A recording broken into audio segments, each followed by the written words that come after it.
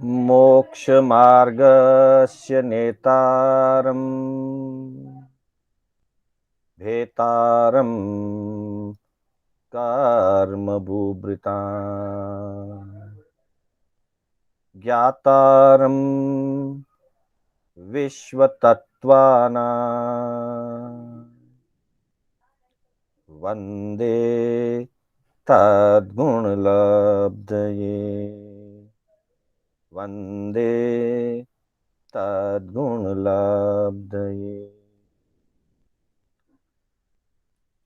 अनंत उपकारी आस्था के आयाम चरम तीर्थंकर श्रमण भगवान महावीर को वंदन।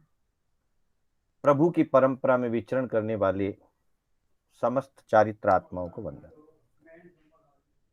आत्म बंधुओं, सुशील माताओं एवं बहनों,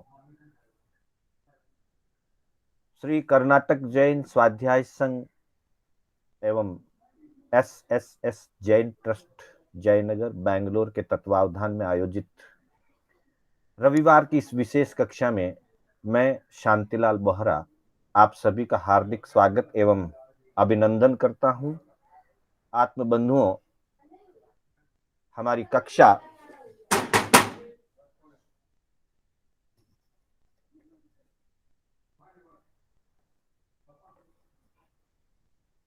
कक्षा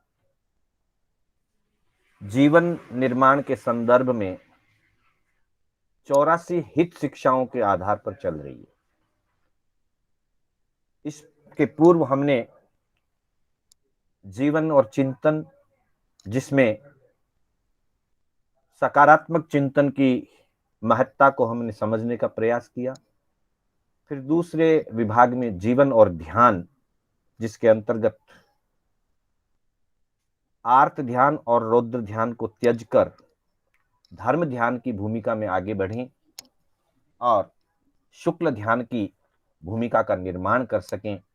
क्योंकि पांचवें आर्य में शुक्ल ध्यान होता नहीं है, लेकिन उसकी भूमिका का निर्धारण धर्म ध्यान के द्वारा हम आगे बढ़ा सकते हैं।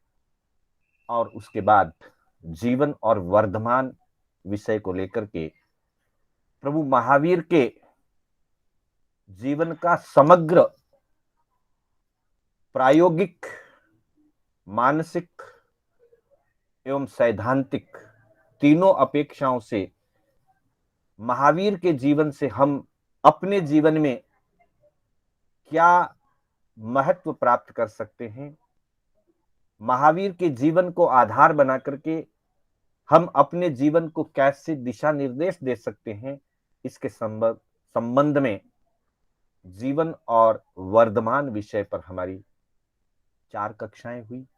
और उसके बाद जीवन और हित शिक्षा, जिसके अंतर्गत 84 हित शिक्षाओं की हम चर्चा करने जा रहे हैं।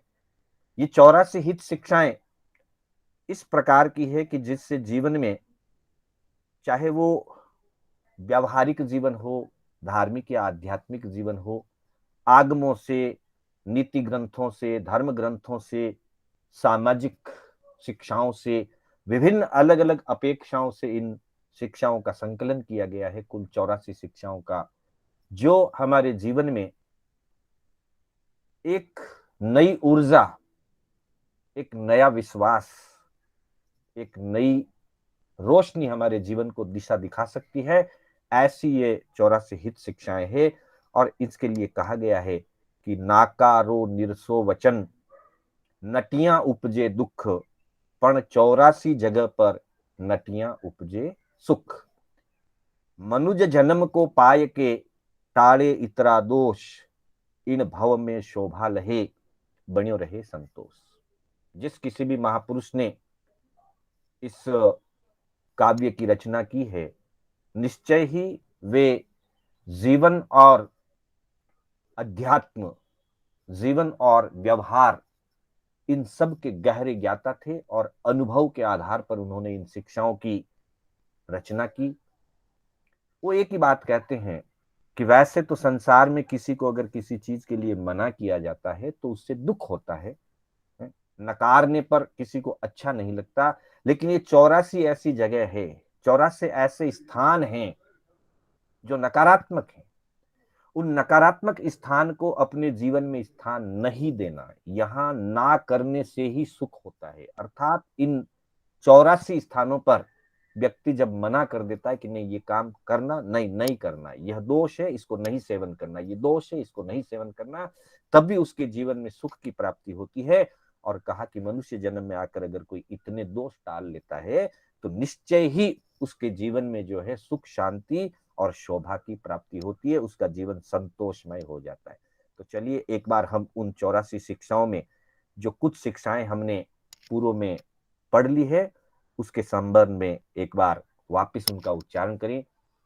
प्रभु सुमरनता चुकिए नहीं, प्रभु सुमरनता चुकिए नहीं, गुरु सेवा से लुकिए नहीं, करनी कर घर भाजे नहीं, धर्म नेम घटाजे नहीं, दान देत अलसाजे नहीं, संत देख टल जाजे नहीं, गुण बिन शीस नमाजे नहीं, नीति बात उठाजे नहीं, नीची संगति करिए नहीं, ऊंची को परिहरिए नहीं, नृप से बाद बदीजे नहीं, ओछी अकल उपाजे नहीं, दया पालता लजिए नहीं, भाग भरोसो तजिए नहीं, लोक विरुद्ध सो कीजे नहीं, दान ओक फिर लीजे नहीं, दान देई पछताजे नहीं, गुरु को ज्ञान लजाजे नहीं, आन आसरो लीजे नहीं, न्याय अदल विन कीजे नहीं, परमार्थ से मुड़जे नहीं, उजड़ मार्ग खड़जे नहीं, मन को मान्यो कीजे नहीं, दगा किसी को दीजे नहीं, सामी सांझ थी सोजे नहीं, सोग भया से रोजे नहीं, रण में पूठ दिखाजे नहीं, हाथा कुबर घमाजे नहीं, अनछाणियो जल पीजे नहीं, कुजस किसी को लीजे नहीं, झूठी कथनी कीजे नहीं, जानत विष को पीजे नहीं, पर की निंदा कीजे नहीं, अरिस गाफिल रीजे नहीं, हिंसा विणज कमाजे नहीं, राज खुंखारू जाजे नहीं। तो बंधुओं, इस तरह से ये शिक्षाएं आगे से आगे चलती रहेगी। हमने अभी तक 27 शिक्षाओं तक की चर्चा की है। आज हम 28वीं शिक्षा से आगे बढ़ने जा रहे हैं। 28वीं शिक्षा है, हाथा कुबर घटा जे नहीं। अर्थात कई बार व्यक्ति अपने जीवन में कुछ ऐसे कार्य कर बैठता है, कुछ ऐसी गतिविधियां कर लेता है, गलतियां कर लेता है, वैसी एक भी गलती अगर जीवन में, बड़ी गलती अगर हो जाए, तो वो एक गलती भी पूरे जीवन के ऊपर पानी फेर देती है। जीवन की संपूर्ण पूंजी, पूंजी का मतलब यहां धन से या संपत्ति से नहीं है। जीवन की पूंजी का मतलब होता है अपनी मान, अपनी मर्यादा, अपनी प्रतिष्ठा। एक ऐसी गलती जीवन की व्यक्ति को उसके पूरे जीवन के ऊपर पानी फेर सकती है, उसकी इज्जत, उसकी मान मर्यादा को नष्ट कर सकती है। और वो कोई और नहीं करता, किसी दूसरे के द्वारा ऐसी चीज नहीं की जाती है, लेकिन व्यक्ति अपने हाथों से स्वयं अपने आप से कुछ ऐसा गलत कार्य कर बैठता है, कुछ गलत निर्णय ले लेता है, कुछ गलत प्रवृत्ति, बड़ी गलती कर जाता है कि जिसके कारण से वो अपने हाथों से अपनी इज्जत, अपनी मान मर्यादा खो बैठता है। पुरानी कहावत है मारवाड़ की कि हाथ कमाया कामड़ा किणने दीजिए दोष, कि अपने हाथों से अपने काम को खराब किया, अपने जीवन को खराब किया, अब किसको दोष दें? दोषी कोई और नहीं, दोषी मैं स्वयं हूं, क्योंकि मैंने जाने अनजाने में, अपने भावावेश में, अपने स्वार्थ के कारण अथवा अपने विकार के कारण अथवा अपने राज्य सत्ता के कारण कोई न कोई ऐसा कार्य कर बैठते हैं कि जिसके कारण से व्यक्ति की इज्जत, प्रतिष्ठा, मर्यादा सब कुछ नष्ट हो जाती है। ये शिक्षा हमको इतना ही संदेश देती है कि कुछ भी करने से पहले 100 बार सोचा जाए कि मैं जो करने जा रहा हूं इसका परिणाम क्या होगा। भगवान महावीर अपने धर्म संदेश में फरमाते हैं, संभवतः आचारांत सूत्र के अंदर ऐसा वर्णन आता है, परिणामदंशी, व्यक्ति को परिणामदर्शी बनना चाहिए कि मैं जो करने जा रहा हूं उसका क्या परिणाम होगा। 1 मिनट के लिए अगर व्यक्ति किसी भी कार्य को करने से पहले उस कार्य के परिणाम के बारे में अगर जरा सा चिंतन कर ले, जरा सा वो सोचे कि इसका क्या रिजल्ट होगा, तो संभवतः वो बड़ी बुराई से बच सकता है। पर कई बार जब व्यक्ति भावावेश में होता है, पहली बात तो यह है, सबसे अच्छा जीवन का एक तरीका है कि जब भी हम आवेश में हो, भावावेश में हो, उस समय कोई जवाब ना दें, उस समय कोई निर्णय नहीं करें, उस समय कोई कार्य नहीं करें। भावावेश के अंदर न कोई निर्णय लें, न कोई जवाब दें और न कोई कार्य करें। 2 मिनट के लिए, 5 मिनट के लिए शांतिपूर्वक बैठ जाएं, नवकार मंत्र का स्मरण कर लें, आंखें बंद करके अपने आप को ध्यान में उतार लें, कुछ भी ऐसा उपाय करें, क्योंकि जब तक प्रैक्टिकल उपाय नहीं होगा, शिक्षाओं के सिद्धांत से सुन लेने से या समझ लेने से जीवन का परिवर्तन नहीं होगा। जीवन के परिवर्तन के लिए प्रायोगिक, प्रैक्टिकल कुछ करना जरूरी है। तो जैसा ही कभी ऐसा कारण उपस्थित हो, ऐसा प्रसंग उपस्थित हो कि व्यक्ति भावावेश में आ जाए, हम जब आवेश में आ जाएं, आवेश में न आए बहुत सुंदर है, लेकिन फिर भी छदमस्त है, कषाय युक्त हमारा जीवन है, संज्ञाएं और विषय विकार और राग द्वेष हमारे अंदर भरा हुआ है, कभी कभी प्रसंगवश वह प्रकट हो जाता है। उस समय निर्णय लेने की बजाय, उस समय जवाब देने की बजाय या कुछ करने की बजाय अगर 2 मिनट के लिए आंख बंद करके शांतिपूर्वक बैठने का प्रयास करें, प्रयास करने से होता है, ऐसा नहीं कि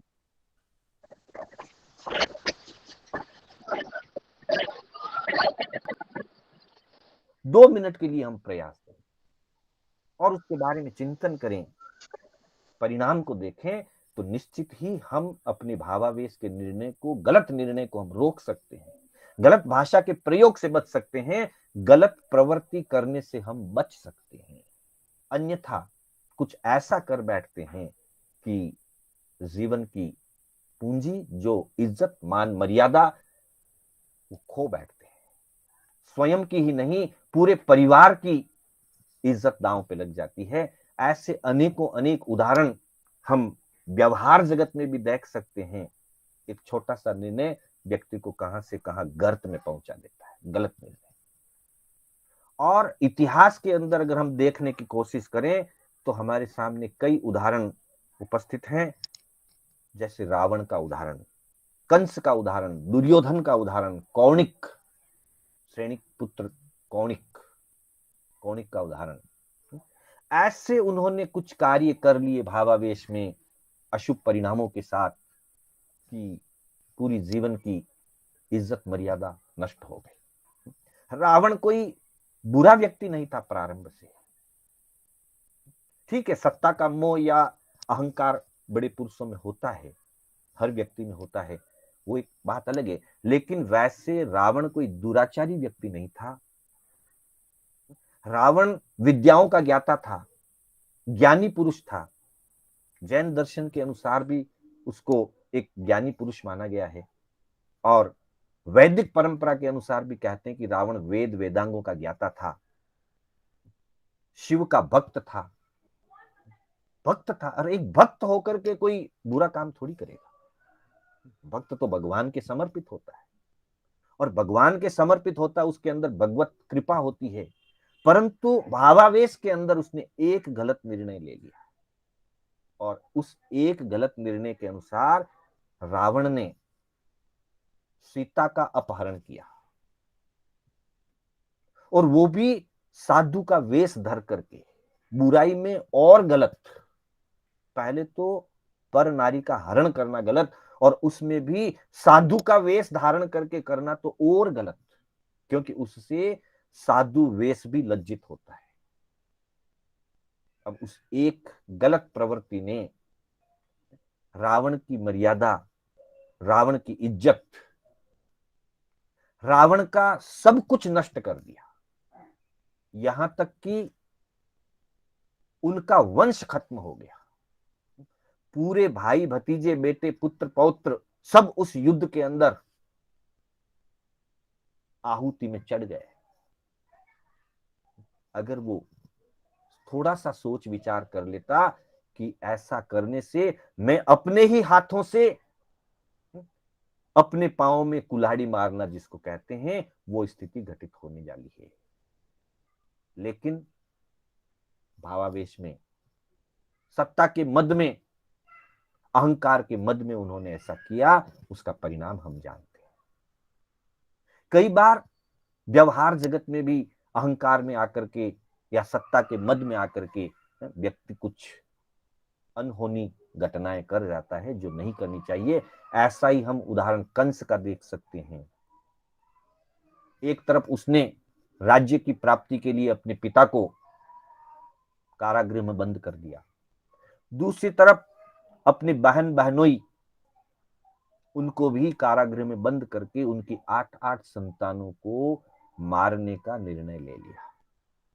भवितव्यता कुछ और थी, जिनको बचना था बचे, वो एक अलग बात है। लेकिन कंस ने अपनी ओर से कोई कसर नहीं छोड़ी बुराई में, और आज इतिहास गवाह है।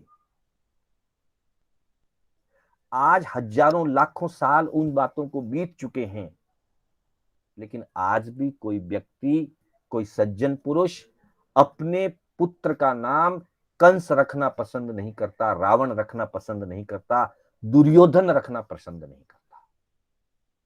मतलब उन नामों के साथ ऐसी बुराई जुड़ गई है कि ऐसा नाम भी कोई व्यक्ति रखना पसंद नहीं करता। दुर्योधन ने तो जो किया उसके लिए तो कोई शब्द ही नहीं है। पहले राज्य के लिए अन्याय किया, सत्ता के लिए अन्याय किया, अपने सगे भाइयों को, जो काका के पुत्र थे, उन पुत्रों को ठगने में कोई कसर नहीं रखी, और उतने सब से भी उसकी बुराई रुकी नहीं, और आखिर में उसने द्रौपदी के साथ जो दुर्व्यवहार किया, चीर हरण की जो घटना की, वो घटना उसके जीवन पर एक बहुत बड़े कलंक के रूप में लग गई। ऐसे कलंक फिर जिंदगी भर नहीं मिटते हैं। व्यक्ति चला जाता है, बावजूद उसके हजारों हजार वर्षों तक, लाखों वर्षों तक वो उसके नाम का कलंक, वो बुराई उसके जीवन से मिटती नहीं। व्यक्ति तो हो सकता है आगे भविष्य में अपना सुधार भी कर लेगा, आत्मा अपना सुधार कर लेगी, आगे जाकर के वो पवित्र भी हो जाएगी। रावण भी आगे जाकर के तीर्थंकर बनने वाली आत्मा है। आगामी 24 में रावण तीर्थंकर बनेगा। मतलब जीव तो अपना जीवन सुधार भी लेगा आगे चल करके, लेकिन जो नाम के साथ कलंक लग जाता है, वो कलंक फिर कभी भी मिटता नहीं है। इसलिए कहा, हाथा कुबर घटाजे नहीं। अपनी इज्जत, अपनी मर्यादा अपने हाथों से कोई ऐसा कार्य करके ना घटाएं कि फिर जिंदगी भर व्यक्ति भले ही अच्छा हो जाए, लेकिन उस व्यक्ति के साथ जो कलंक लगा है वो मिटना मुश्किल हो जाता है। और कौणिक कौणिक ने भी राज्य की लिप्सा में आकर के अपने पिता को, श्रेणिक महाराज को, जेल में डाल दिया। बाद में जब उसे वास्तविकता का पता चला तो वो छुड़ाने के लिए भी गया, खोलने के लिए गया, लेकिन उसी बीच में श्रेणिक के मन में ऐसे भाव आ गए कि ये शायद मुझे मारने के लिए आ रहा है, क्योंकि वो कुल्हाड़ी लेकर के गया था बंधन काटने के लिए। पर श्रेणी को लगा कि कहीं ये पिता का हत्यारा ऐसा न हो जाए। उस सद्भावना से सैनिक ने स्वयं अपने प्राण त्याग दिए। पर उसका इतना कुयश फैला, अपयश फैला, इतनी मर्यादा पर चोट लगी कि आगे कौणिक उस राजगिरी नगरी में रहने योग्य नहीं रहा। उसको अब उस नगरी में रहना पसंद नहीं रहा। जहां भी जाता आता तो लोगों की नजर के सामने उसको अपनी नजर मिलाना मुश्किल होता, और यही कारण बना था कि कालांतर में जब देखा कि मैं यहां नहीं रह पाऊंगा, मैं यहां लोगों से आंख नहीं सामना कर सकता हूं, लोगों की नजर का सामना नहीं कर सकता हूं, और मुझे भी बार बार वही दृश्य दिखाई देता है, उसने राजगिरी का त्याग कर दिया। जो राजधानी थी उसके मगध देश की, उस युग की, उस राजगिरी का त्याग करके और उसे नई नगरी चंपा नगरी में अपनी राजधानी बनानी पड़ी। मतलब कहने का यह है कि अगर कोई एक बड़ा गलत निर्णय व्यक्ति कर ले तो उसकी पूरी जिंदगी तबाह हो जाती है। कुछ लोग कालांतर में सुधर भी जाते हैं और कुछ लोग जिंदगी भर नहीं सुधर पाते। रावण, कंस, दुर्योधन उस जन्म में तो सुधर ही नहीं पाए। कौणिक तो फिर भी बाद में प्रभु महावीर के परिचय में आकर के भगवान का भक्त बन गया, उसने अपना कुछ पश्चाताप भी किया। लेकिन ये सारे जीव, रावण भी नीचे पृथ्वी में गया, कौणिक भी छठी नारकी में गया। तो कहने का मतलब वर्तमान और भविष्य दोनों उससे विकृत हो जाए, ऐसा कार्य व्यक्ति को नहीं करना चाहिए। कोई भी कार्य करने से पहले सोच विचार करके निर्णय लेना चाहिए। तो 28वीं शिक्षा में कहते हैं कि हाथा कुबर घटाजे नहीं, और 29वीं जो शिक्षा है उसमें कहते हैं अनछाणियों जल पीजे नहीं। बिना छना हुआ जल, अनछाना जल काम में नहीं लेना, नहीं पीना। और बंधुओं, जैनत्व की तो ये मूल पहचान है। पानी छान करके पीना, यह जैन होने की एक बहुत बड़ी पहचान है। जैन व्यक्ति कभी अनछाना पानी नहीं पीता है। और यहां तक कहा है कि बिना छना जल काम न लेंगे, सम्यक दर्शन प्राप्त करेंगे, सप्त भयों से नहीं डरेंगे, रात्रि भोजन नहीं करेंगे, बिना छना जल काम न लेंगे। हमारी संस्कार शालाओं में, पाठशालाओं में छोटे बच्चों को, जब वो 5 साल के 6 साल के बच्चे होते हैं, धार्मिक कक्षा आना शुरू करते हैं, तो उनको नवकार मंत्र सिखाने के साथ साथ सबसे पहले ये शिक्षाएं सिखाई जाती है। बचपन से ही उनके अंदर ये संस्कार भर दिए जाते हैं कि हम रात्रि भोजन नहीं करेंगे, बिना छना हुआ जल नहीं पिएंगे, बड़ों का आदर मान करेंगे, और 7 भयों से नहीं डरेंगे, सम्यक दर्शन को प्राप्त करेंगे। अब देखिए, सम्यक दर्शन का और अनछाने जल का क्या संबंध है। अनछाने जल में त्रस्त जीव होते हैं, लतें हो सकती है, छोटे मोटे कीड़े हो सकते हैं। और सम्यक दर्शन की आधार भूमि जो है, वो आधार भूमि अनुकंपा है। अनुकंपा के बिना सम्यक दर्शन प्राप्त नहीं हो सकता। और अनछना पानी पीने वाले के मन में अनुकंपा, दया, करुणा नहीं हो सकती। दया करुणा के लिए पानी छान करके पीना, यहां से व्यक्ति के अंतर की करुणा का विकास होता है, उसकी अहिंसा भावना का विकास होता है। इसलिए इसको मूल पहचान के रूप में लिया गया है, जैन दर्शन की मूल पहचान मानी गई। और एक बूंद पानी के अंदर अपकाय तो असंख्यात जीव है, पानी अपकाय के जीवों का ही पिंड है, वो तो स्थावर है। स्थावर जीव की यतना सीधे तौर पर नहीं हो सकती। अचित बना करके पानी का प्रयोग कर सकते हैं लोग, धोवन पानी पीते हैं, उबला हुआ गर्म पानी पीते हैं, अचित जल पीते हैं, सचित जल का त्याग रखते हैं। बहुत अनुमोदनीय है, प्रशंसनीय है उनकी त्याग भावना।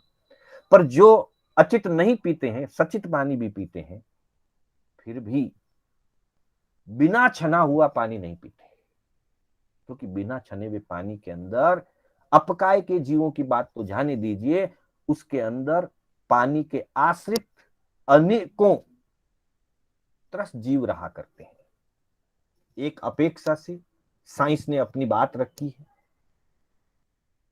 साइंस के हिसाब से कहते हैं कि एक बूंद पानी के अंदर 36,450 त्रस्त जीवों की संभावना है।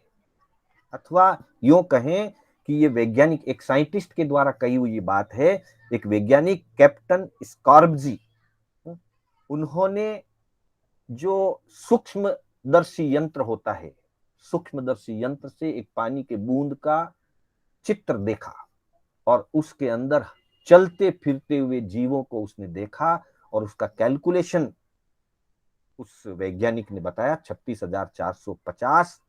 यह सिद्धार्थ सिद्ध पदार्थ नाम की एक विज्ञान की पुस्तक है, सिद्ध पदार्थ विज्ञान, जो इलाहाबाद गवर्नमेंट प्रेस से पब्लिश्ड हुई थी किसी समय। उसी का आधार हमारे पूज्य आचार्य भगवान अमोलक ऋषि जी महाराज साहब ने इसको जैन तत्व प्रकाश के अंदर उस पानी के बूंद की चित्र के साथ यह कोटेशन दिया है कि पानी की एक बूंद में विज्ञान के अनुसार जो है 36,450 चलते फिरते जीव उन्होंने देखे, कैप्टन स्कॉर्बजी ने। और ये पुस्तक भी गवर्नमेंट प्रेस से, इलाहाबाद गवर्नमेंट प्रेस से उस समय रिलीज हुई थी। तो बंधुओं, पानी में इतने जीव हैं, तो जीवों की सीधे तौर पर इसमें हिंसा होती है, और दूसरी तरफ उन जीवों में ना मालूम कौन सा जीव किस प्रकार का विषाणु हो सकता है, किस प्रकार का वो हमारे शरीर के लिए, हमारे स्वास्थ्य के लिए घातक हो सकता है, अहितकर हो सकता है। इसलिए जो व्यक्ति पानी को छान करके पीता है, पहले स्तर पर उसके अंतर की करुणा का विकास होता है, अनुकंपा का विकास होता है, और अनुकंपा के विकास से उसको सम्यक दर्शन की प्राप्ति का मार्ग सुदृढ़ बनता है। दूसरी तरफ स्वास्थ्य के लिए भी उसके लिए हितकर रहता है, वो अनेक प्रकार की बीमारियों से बच सकता है। आज तो विज्ञान और सरकार दोनों स्वच्छ जल के लिए कितने प्रयासरत हैं। जैन दर्शन तो हजारों साल से महावीर के सिद्धांत की अपेक्षा, महावीर के शासन की अपेक्षा, और वैसे तो अनादिकाल से जितने भी तीर्थंकर और ज्ञानी भगवंत हुए हैं, उन्होंने पानी छान कर पीने का उपदेश दिया है। आज भी साइंस स्वच्छ जल के लिए कई प्रकार की यंत्रों की व्यवस्था कर रहे हैं, प्यूरिफायर की व्यवस्था कर रहे हैं, और भी अनेक प्रकार से किया जा रहा है, ताकि उनका दृष्टिकोण स्वास्थ्य है।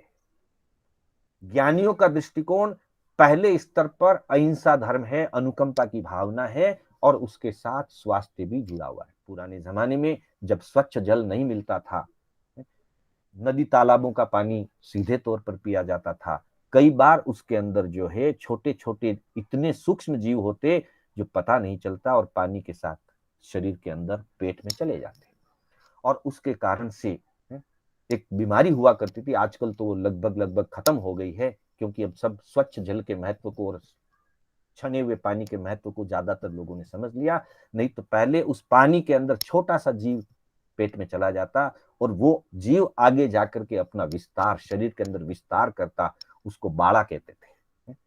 पाँव में प्राय करके हिंदी में नाहरू कहते हैं, और मारवाड़ में कहते हैं बाड़ा। सफेद रंग का धागे जैसा एक जीव लंबा वर्म की तरह निकलता था। बहुत तकलीफें होती थी, और भी कई प्रकार की बीमारियां अशुद्ध जल के, अनछाने जल के पीने से होती है। तो यहाँ इस 29वीं शिक्षा में बताया गया है कि अनछाना जल नहीं पीना चाहिए, अनछानियो जल पीजे नहीं। और उसके बाद में जब 30वीं शिक्षा की तरफ हम जाते हैं तो ये भी लगभग उसी प्रकार की है जो 28वीं शिक्षा है, उसी से मिलती जुलती बात है इसके अंदर। कुजस किसी को लीजिए नहीं, अर्थात किसी के साथ पर्टिकुलर वहां जो बात थी हाथा कुबर गमाजे नहीं या घटाजे नहीं, उसमें सार्वजनिक रूप से कोई ऐसा कार्य कर दिया कि पूरे सार्वजनिक रूप के अंदर जो व्यक्ति बुरा बन जाता था। और इसमें मुख्य रूप से कुजस किसी को लीजिए नहीं या किसी पर्टिकुलर व्यक्ति की बात हो जाती है, किसी एक व्यक्ति के साथ कोई ऐसा गलत कार्य कर जाए व्यक्ति जिससे फिर वो व्यक्ति उसको जिंदगी भर अपयश देता है। पहले व्यक्ति अपयश देता है और फिर अगर वही बात सार्वजनिक हो जाती है तो फिर सारा गांव, सारा समाज उसके नाम पर हीलना करता है, उसके नाम पर लांछन लगाता है और उसका यश नष्ट हो जाता है, सब जगह उसका अपयश होने लगता है। तो कभी भी ऐसा कोई कार्य जिससे किसी व्यक्ति का अहित होता हो, किसी और का अहित होता हो, ऐसा कोई बड़ा अहितकारी कार्य जीवन में व्यक्ति को नहीं करना चाहिए। ये सारी बातें स्वार्थ को वश में रखने की सब बात है।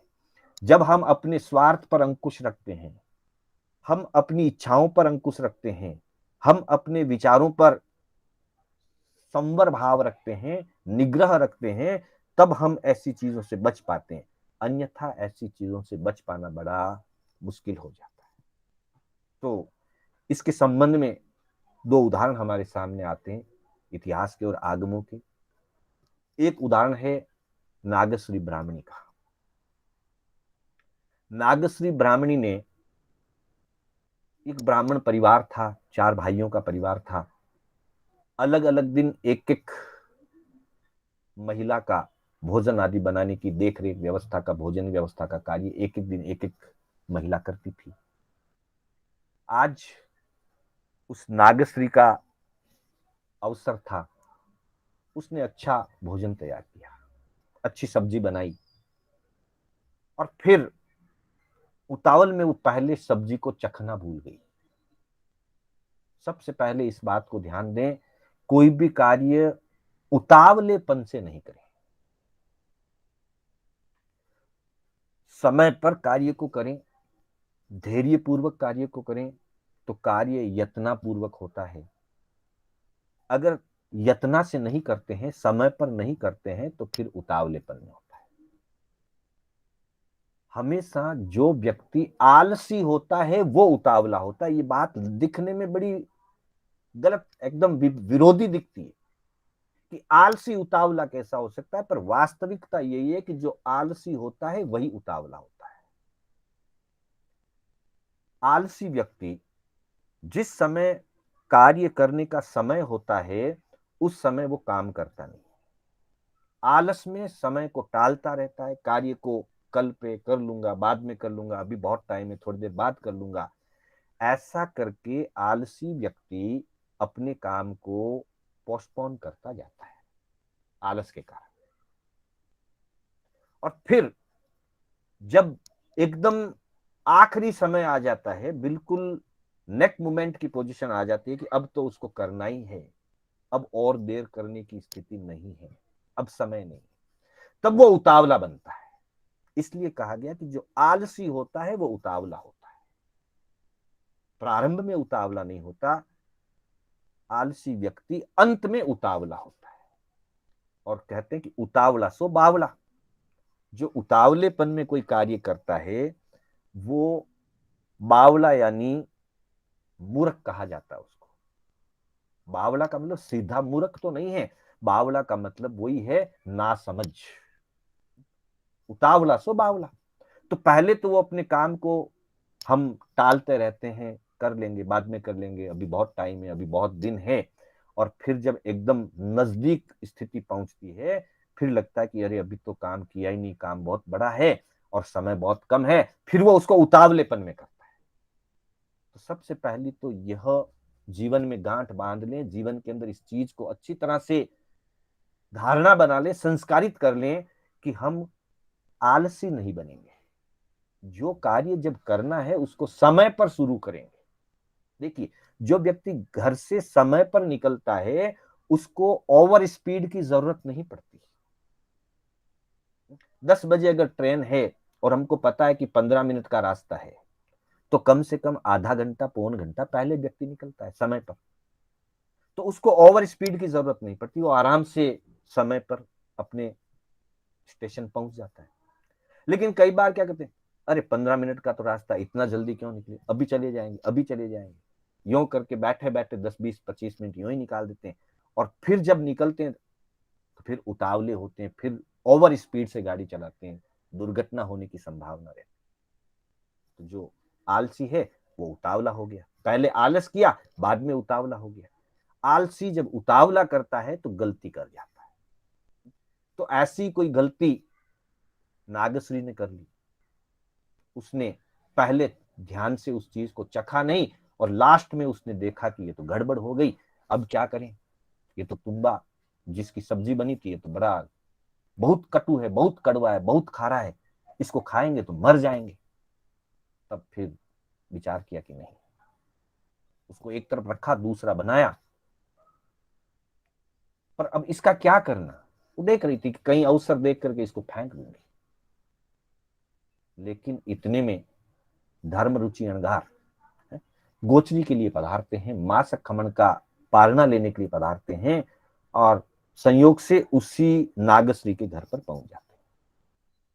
नागश्री ने देखा इससे बढ़िया और क्या अवसर मिलेगा, मैं कहीं बाहर डालने जाती, कोई देख लेता, घर वाले कोई देख लेते तो सोचते कि मैं किस तरह से वस्तु बिगाड़ रही हूं। तो अच्छा है कि मैं इनके पात्र में डाल दूं और मेरा काम खत्म। देखिए, देने को तो उसने तपस्वी मांस खमनधारी तपस्वी मुनि को आहार दान दिया है। वो प्राशुक भी था, शुद्ध भी था, निर्दोष था, 42 दोष में से कोई दोष नहीं था उसमें। लेकिन उसकी भावना कितनी निकृष्ट थी।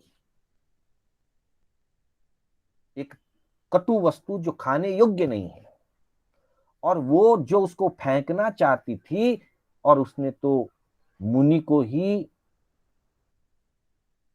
अखुड़ी का पात्र, मतलब जहां वेस्टेज गिराया जाता है उसको मारवाड़ में अखुड़ी बोलते हैं, कचरा पेटी।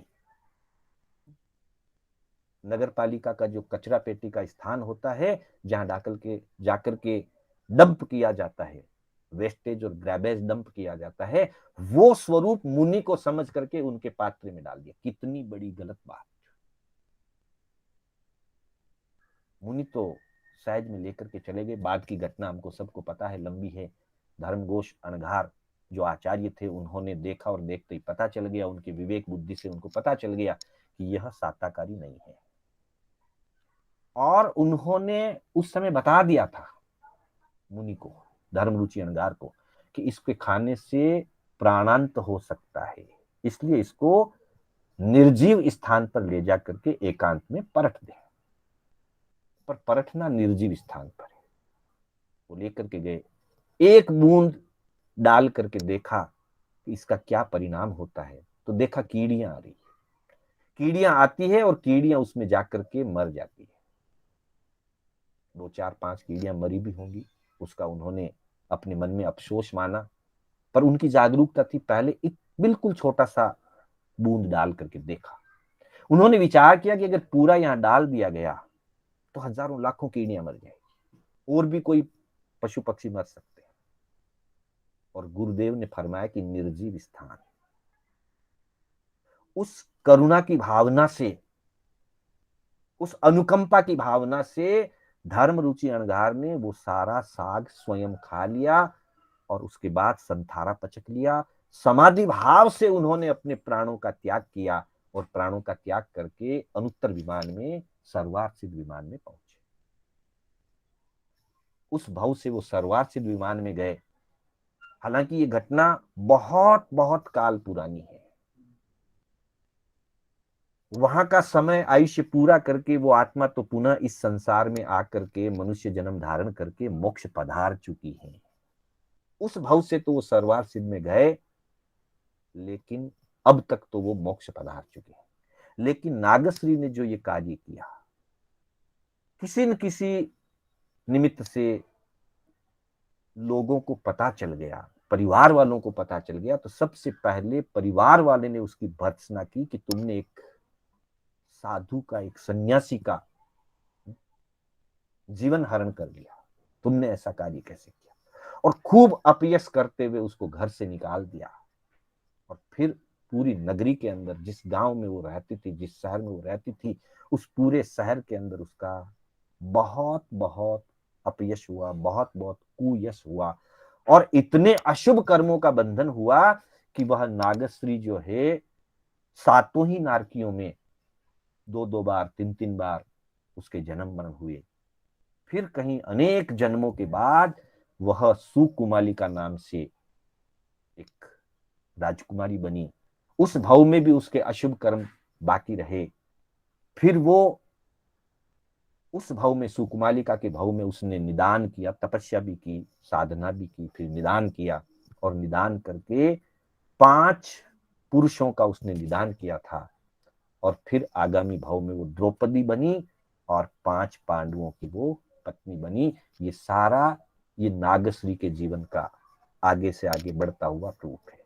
तो नागश्री ने जो एक अहित का कार्य किया, उस एक अहित के कार्य से उसका इतना अपयश हुआ, पहले परिवार में और फिर पूरे नगर में। इसलिए कहा कि कुयश किसी को लीजे नहीं, ऐसा कोई कार्य ना करें कि जिससे हमको कुयश लेना पड़े, अपयश लेना पड़े।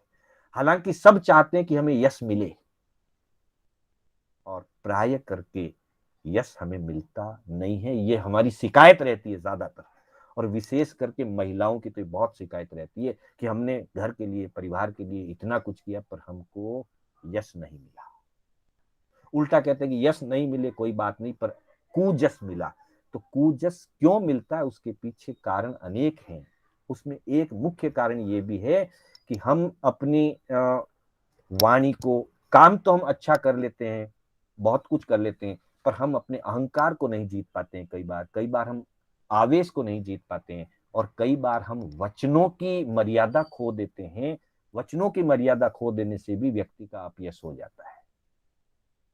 इसलिए वाणी की मर्यादा, जीवन की मर्यादा, और किसी का भी अहित ना करें, इस प्रकार से हमको जीवन जीना चाहिए। ऐसा ही उदाहरण मूला सेठानी का आता है। मूला सेठानी ने चंदनबाला के साथ जो किया, ये घटना हमसे कहीं भी छिपी हुई नहीं। हम सारी इस घटना को हम सब लोग जानते हैं कि उसने निर्दोष चंदनबाला के साथ कितना दुर्व्यवहार किया। हथकड़ियां बेड़ियां डाल दी, सिर मुंडा दिया, खाने को आहार नहीं दिया, भौरे में डाल करके पूरे पहनने के पूरे उपयुक्त वस्त्र तक नहीं दिए, और वैसी दशा के अंदर उसको जो है भौरे में बंद करके चली गई। ठीक है, चंदनबाला बहुत उच्च साधना वाली सन्नारी थी, सती महिला थी। उसने किसी भी रूप से मूला सेठानी का बुरा नहीं माना। लेकिन मूला सेठानी ने जो किया, वो कार्य अपयश वाला ही था। चंदनबाला ने कहीं पर भी मन में भी द्वेष बुद्धि नहीं रखी, कभी अपने मुंह से चंदनबाला के प्रति तिरस्कार या अनादर का शब्द प्रयोग नहीं किया। लेकिन गांव के लोग चुप नहीं रहते हैं, सामान्य जनता चुप नहीं रहती है। उनकी नजरों में मूला सेठानी का बहुत अपयश हुआ। तो कहने का तात्पर्य यह है कि ऐसा कोई भी कार्य कि जिसके कारण से ऐसा कोई कार्य कर जाए कि बाद में परिवार में या व्यक्ति विशेष से या पूरे समाज में अपयश हो, और चारों तरफ से हीलना, निंदा, थू थू वाड़ा हो, ऐसा कोई कार्य हमको नहीं करना चाहिए। अगली बात कहते हैं, झूठी कथनी कीजिए नहीं। इसमें 2 अपेक्षाएं सम्मिलित है। सामान्य अपेक्षा यह है कि व्यक्ति को झूठ का प्रयोग नहीं करना चाहिए, असत्य भाषण नहीं करना चाहिए, मृषा भाषण नहीं बोलना चाहिए, मृषावाद का त्याग रखना चाहिए। मुनि 3 करण 3 योग से मृषावाद के त्यागी होते हैं, असत्य भाषण के त्यागी होते हैं, और श्रावक बड़े झूठ के त्यागी होते हैं। तो झूठ नहीं बोलना, क्योंकि झूठ बोलने वाले व्यक्ति का विश्वास खत्म हो जाता है। हमारे यहाँ एक छोटी सी कहानी इसके संदर्भ में आती है। कहानी हम सब ने सुनी हुई है, फिर भी प्रसंगवशात उसका थोड़ा सा परिचय लें कि एक भेड़ें चराने वाला गडरिया था। वो 2 गांव की भेड़ों को चराता था। बीच में जंगल था, एक गांव इस तरफ, एक गांव दूसरी तरफ। सामने की साइड में बड़ा जंगल था, पहाड़ था। उसको बताया हुआ था कि कभी भी शेर चीते आ सकते हैं और भेड़ बकरियों को अहित हो सकता है। तो अगर कभी भी आ जाए तो तुम जोर से आवाज लगा देना। तुम जोर से आवाज लगाओगे तो हम तुम्हारी सहायता सुरक्षा के लिए आ जाए। वो रोज चराने के लिए जाता था, भेड़ियों को, भेड़ बकरियों को चराता था। एक दिन उसके मन में कौतूहल उठा, फालतू का, झूठ मूठ का, कि ये लोग कहते हैं आएंगे, पता नहीं आते नहीं आते, आज देखता हूं। तो उसने झूठ मूठ चिल्लाना शुरू किया कि शेर आ गया, शेर आ गया। एक तरफ के गांव के किनारे पर जाकर के उसने आवाज लगाई, शेर आ गया, शेर आ गया। लोग दौड़े भागे आए, अपने काम छोड़ करके आए, हथियार उठा करके आए, लाठी डंडे लेकर के आए। और जैसे ही लोग आए, पूछा भाई कहाँ है शेर, तो वो हंसने लगा कि अरे अरे, कहीं शेर नहीं है, मैंने तो आपको मूर्ख बनाया। अब उसने उसको मजाक में डाल दिया। पहले तो झूठ बोला, फिर उसने उसको मजाक बना दिया। तो सभी लोगों ने कहा देखो ऐसा नहीं करते, अपना काम धंधा छोड़ करके भाग करके आना पड़ता है, इस तरह से झूठी बात नहीं बोलनी चाहिए, अच्छी बात नहीं है। ठीक है। थोड़े दिन बाद फिर उसको कुतूहल सूझा कि भाई एक गांव वालों को मैंने मूर्ख बना दिया है और परीक्षा भी ले ली, दूसरी तरफ के गांव वालों को भी देख लूं। उसने दूसरी बार ऐसा फिर किया, दूसरे गांव के लोगों के साथ, दूसरे किनारे की बस्ती के साथ। वे भी बेचारे काम धंधा छोड़ करके, खेती बाड़ी काम छोड़ करके भागे दौड़े, डंडा लाठी लेकर के आए। और ये फिर हंसने लगा कि देखो मैंने आपको मूर्ख बना दिया। तो भाई ऐसा नहीं करते, हमारा काम खराब होता है, अव्यवस्थित होता है, डिस्टर्ब होता है। ठीक है, आइंदा नहीं करूंगा बोल के चला गया। संयोग से कुछ महीने 2 महीने के बाद हकीकत में शेर आ गया। वो फिर एक गांव की तरफ जाकर के चिल्लाया, शेर आ गया, शेर आ गया, जल्दी आइए। गांव वालों ने देखा इसकी तो आदत है झूठ बोलने की, कोई शेर वेर नहीं होगा, कहाँ आता है शेर। उस दिन भी ऐसा ही किया था, वो नहीं आए। तो इसने दूसरी तरफ की बस्ती को आवाज लगाई, वो भी ऐसा ही सोच करके नहीं आए। और तब तक देर हो गई और शेर बहुत नजदीक आ गया, कुछ भेड़ बकरियों को खा गया, कुछ को घायल कर गया, और ये रोता बैठा रह गया, कुछ नहीं कर पाया। तो ये कहानी प्राय हम बच्चों को सुनाया करते हैं, धार्मिक कक्षाओं में सुनाया करते हैं कि भाई देखो ऐसे झूठ नहीं बोलना चाहिए, झूठ बोलने से विश्वास खत्म हो जाता है। जिन लोगों ने उससे कहा था कि शेर आने पर हमें आवाज दे देना, हम आएंगे, और पहली बार वो आए भी थे, लेकिन दूसरी बार भी जब उसने ऐसा ही किया तो उसका विश्वास खत्म हो गया। लोगों को लगा कि इसकी आदत है, वो तो ऐसे ही बोलता रहता है। और इस कारण से सच घटना होने पर भी लोग उसकी सुरक्षा करने के लिए अथवा उसको सहयोग देने के लिए, उसकी सहायता करने के लिए नहीं आए। तो ये घड़रिया का उदाहरण हमको ये कहता है कि असत्य भाषण नहीं करना चाहिए। असत्य भाषण करने से व्यक्ति का विश्वास खत्म हो जाता है, और असत्य बहुत बड़ा पाप भी है। उसके बाद में एक चीज इसके अंदर असत्य की है, और दूसरी इसके अंदर है झूठी कथनी करने नहीं की। पीछे एक अपेक्षा ये भी है कि कई बार व्यक्ति अपने संबंध में, स्वयं के लिए जो गुण उसमें नहीं होते हैं, जो क्वालिटीज उसमें नहीं होती है, फिर भी वो झूठे कथन करता रहता है, अपनी क्वालिटी ना होते हुए बताने का। ये भी नहीं करना चाहिए, क्योंकि ऐसा करने से नीच गोत्र कर्म का बंध होता है। आगे आएगा उसके संबंध में, और निंदा नहीं करना किसी की, उस समय उसकी और चर्चा करेंगे। पर आज थोड़ा सा इसका परिचय ले लेते हैं। तत्वार सूत्र के अंदर कहा गया कि परात्म निंदा प्रशंसी, परायों की निंदा और खुद की प्रशंसा। दूसरों में जो गुण हैं उनकी प्रशंसा नहीं करता, और जो दोष नहीं भी है, छोटे भी हैं, तो बढ़ा चढ़ा करके बताता है। और खुद में जो दोष रहे उसको तो छिपा लेता है, परंतु खुद की छोटी छोटी चीजों को भी बहुत बड़ा चढ़ा करके अच्छाइयों को बताता है, स्वयं अपने पखाण करता है। तो परात्म निंदा प्रशंसे सदसद गुणाच्छादनोद्भावने च नीचेर गोत्रस्य। दूसरों के दुर्गुणों को प्रकट करता है, खुद के दुर्गुणों को छिपा लेता है, दूसरों के सद्गुणों की प्रशंसा नहीं करता और अपनी खुद की प्रशंसा करता है, दूसरों की निंदा करता है, ऐसे कार्य करने वाले के नीच गोत्र कर्म का बंध होता है, अशुभ कर्मों का बंध होता है। इसलिए अपने गुणों को बढ़ा चढ़ा करके बताने की जरूरत नहीं है। गुण होंगे तो सौरभ अपने आप फैल जाएगी। फूल किसी को कहने के लिए नहीं जाता कि मैं सुगंधी हूं, फूल की सौरभ अपने आप फैल जाती है। और अगर कागज का फूल है तो कोई कहे भी कि देखो इसमें कितनी सुगंध आ रही है, सुगंध आएगी नहीं। ठीक वैसे ही व्यक्ति में सद्गुण होंगे तो उसकी यश कीर्ति अपने आप फैलेगी, स्वयं उसका प्रचार करने की जरूरत नहीं है, सेल्फ एडवर्टाइजमेंट करने की जरूरत नहीं है। इसलिए कहा कि झूठी कथनी कीजिए नहीं। और 32वीं हित शिक्षा में कहते हैं कि जानत विष को पीजिए नहीं। अब यहां शाब्दिक अर्थ तो ये कि जानते हुए, 32वीं हित शिक्षा, जानत विष को पीजिए नहीं, जो नेक्स्ट स्लाइड में हम देखेंगे। तो शाब्दिक अर्थ तो इसका ऐसे निकलता है कि भाई जानते समझते कि भाई इसमें जहर है, इसको नहीं पीना चाहिए क्योंकि जहर पीने से व्यक्ति मर जाता है। शाब्दिक अर्थ तो ये है, लेकिन इसके पीछे जो भाव है वो ये है कि कोई भी बुरा कार्य जानते हुए, कई बार तो व्यक्ति अनजान में कोई गलती कर जाता है, उसका भी परिणाम तो खराब ही आता है। लेकिन कई बार व्यक्ति स्वार्थ के कारण, अपने लोभ के कारण या अपने किसी लक्ष्य के कारण, अपना स्वार्थ सिद्ध करने के लिए जानते समझते हुए भी गलत कार्य को कर बैठता है। और बहुत बड़ा गलत कार्य भी हो उसको भी व्यक्ति अपने स्वार्थ सिद्धि के लिए कर बैठता है। इसलिए वो जो कार्य है, जो जान रहा है कि इसका परिणाम गलत होगा, पर स्वार्थ सिद्धि एक ऐसी चीज होती है, स्वार्थ जब व्यक्ति पर हावी हो जाता है तब वो अपने आप को रोक नहीं पाता है। रोक नहीं पाता का मतलब रोक नहीं सकता ऐसी बात नहीं है।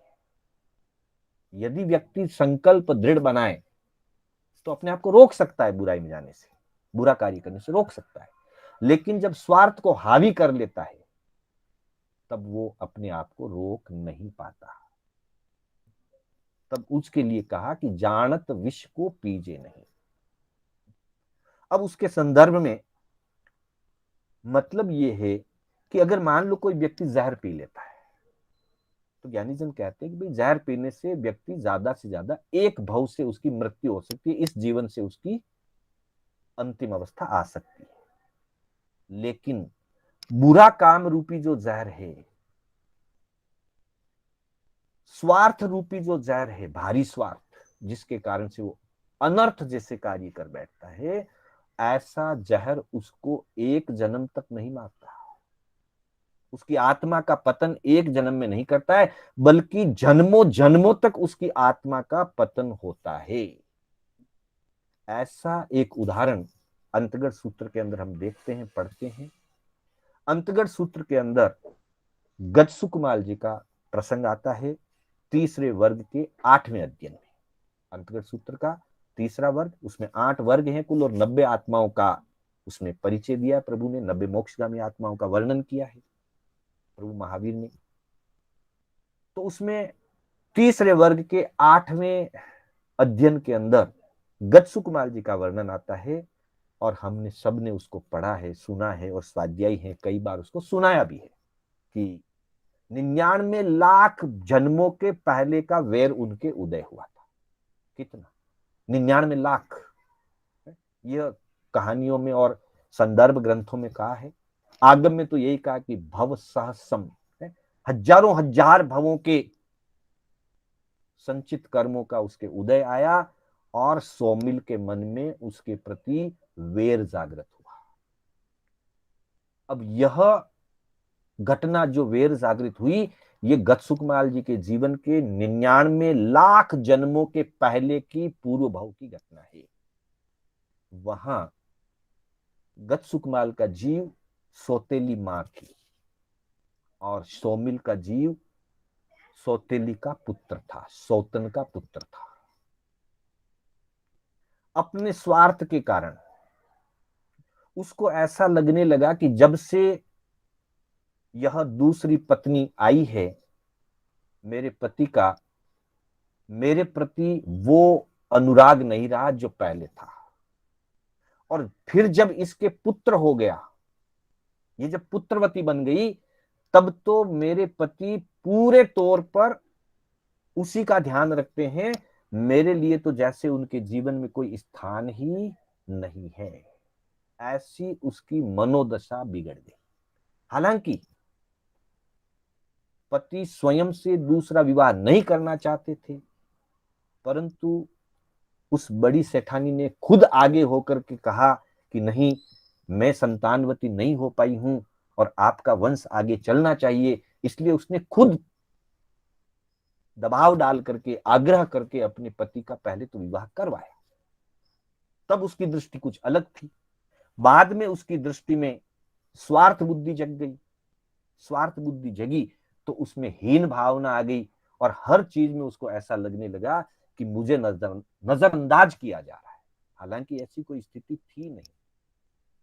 ठीक है, जिसके संतान है तो उसकी व्यवस्था विशेष रूप से होगी, उसकी जरूरत के अनुसार उसकी व्यवस्था होगी। इसके संतान नहीं है तो इसके वो चीजें की जरूरत नहीं थी। लेकिन उसको यही लगता कि सब कुछ छोटी के लिए लाया जा रहा है, सब कुछ छोटी के लिए किया जा रहा है, मेरे लिए कुछ नहीं किया जा रहा। अब धीरे धीरे उसके मन में आया कि यह लड़का ही इस सारी समस्या का जड़ है। जैसे मेरे संतान नहीं है, अगर इसके भी संतान नहीं होती तो हम दोनों बराबर रहते। अब इसके संतान हो गई तो इसकी वैल्यू बढ़ गई, मेरी वैल्यू घट गई। तो मैं कुछ ऐसा करूं कि जिससे यह कांटा निकल जाए और वो उस संतान को ही, उस लड़के को ही रास्ते से हटाने का सोचने लगी। बहुत आर्त ध्यान और बहुत रौद्र ध्यान में रहने लगी। और एक बार ऐसा प्रसंग बन गया कि बच्चे के सिर पर फोड़े हो गए, बहुत ज्यादा, ठीक नहीं हो रहा था। छोटी ने बड़ी को अपनी बहन समान समझ करके पूछा कि इसकी बहुत असाता इसको हो रही है, इस पीड़ा के कारण इसका कोई इलाज तुमको अगर पता हो तो बताइए। इसको लगा कि बस इससे बढ़िया क्या मौका मिलेगा। उसने कहा कि इसके सिर के ऊपर बहुत गरम गरम बाटिया, जल जलता हुआ बाटिया इस पर लगा दो। तो कहा मैं तो मां हूं, मेरे से नहीं हो पाएगा, तुम ही लगा दो। अब देखो कितना विश्वास किया था उसके प्रति और इसके अंदर में कितनी बुराई चल रही थी।